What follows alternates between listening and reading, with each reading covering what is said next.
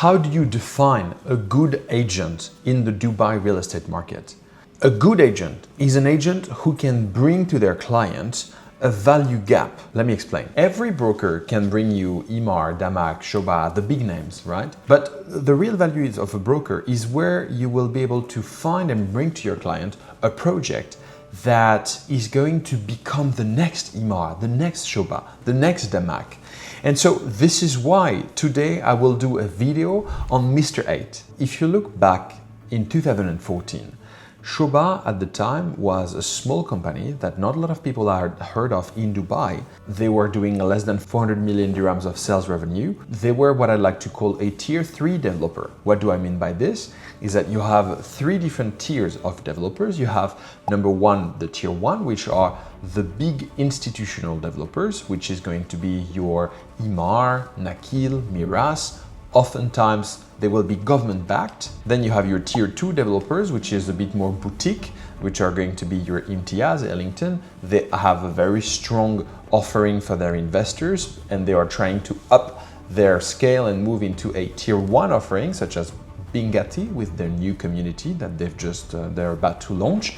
And then you have the tier 3 developers, which represent the biggest risk because most of these developers have not made it yet to the tier 2 since they haven't handed over any project yet.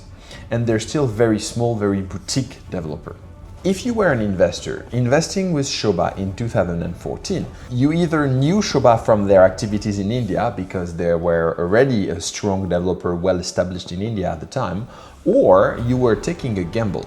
And Mr. 8 is the same thing. Mr. 8 today, they have been around in Europe, in Latvia, for the past 20 years. They have already completed 16 projects successfully so.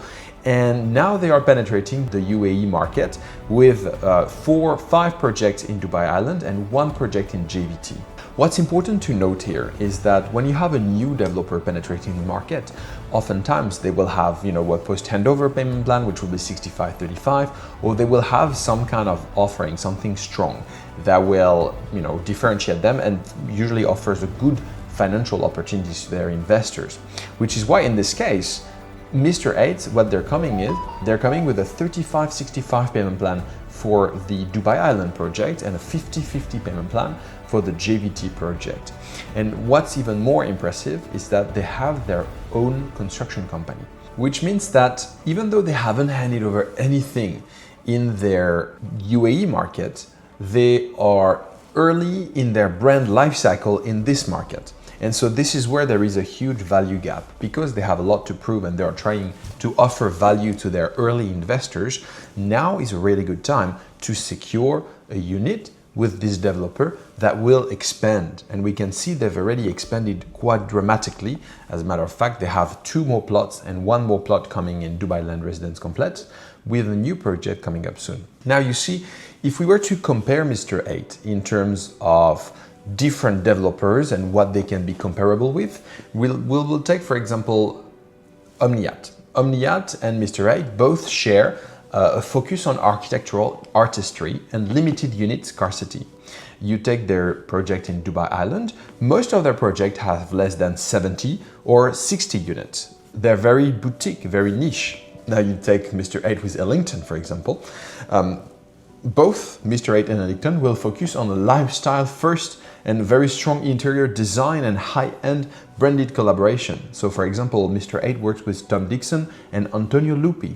And finally with Shoba, Mr. 8 and Shoba, they both have a vertical integration. Essentially, Mr. 8 will have their own design studio within the company. They have their own construction company and they have their own hotel brand management, which is why it is a branded residence. So essentially you are purchasing, especially for the JVT project, a branded residence with a very strong payment plan, and they are setting the benchmark in JVT because there is no other developer doing a branded residence in this location. In order to do an assessment of the viability of this developer, I have done a SWOT analysis. So a SWOT analysis is an analysis of the strength, the weaknesses, the opportunities, and the threat that faces a developer in this market. So if you want to access this SWOT analysis, leave a comment below with SWOT, SWOT, and I will share it with you in private messages. If we look at the location of Mr. 8's project, we can see as well that these locations are very strategic. Only in high-end, low-density, low-rise do you have project from Mr. 8. You take, for example, the Dubai Island. In Dubai Island, this will be a massive community, beachfront community, and remember that waterfront properties in Dubai are extremely scarce, so getting a plot of this quality 70 meters from the beach is absolutely incredible in this economy, in this market.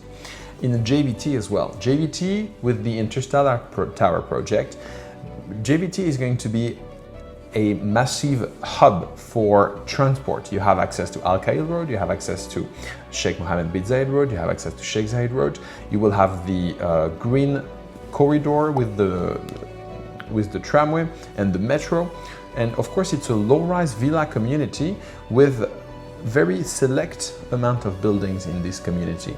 So always they have Mr. 8 this boutique approach to their plot location. In conclusion, do not wait for the billboards to go up in 2026 and 2027.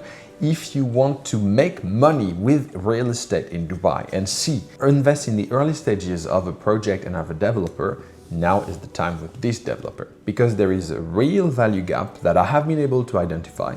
And if you are interested to find out more, you know what to do. Get in touch below.